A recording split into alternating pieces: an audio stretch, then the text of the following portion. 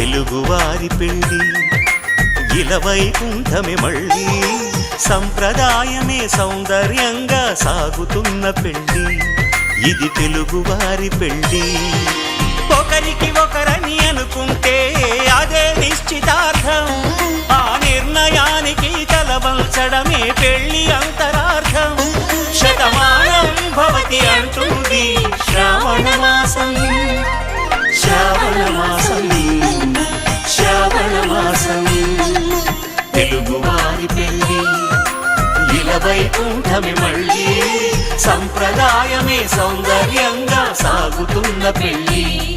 ఇది తెలుగువారి పెళ్ళి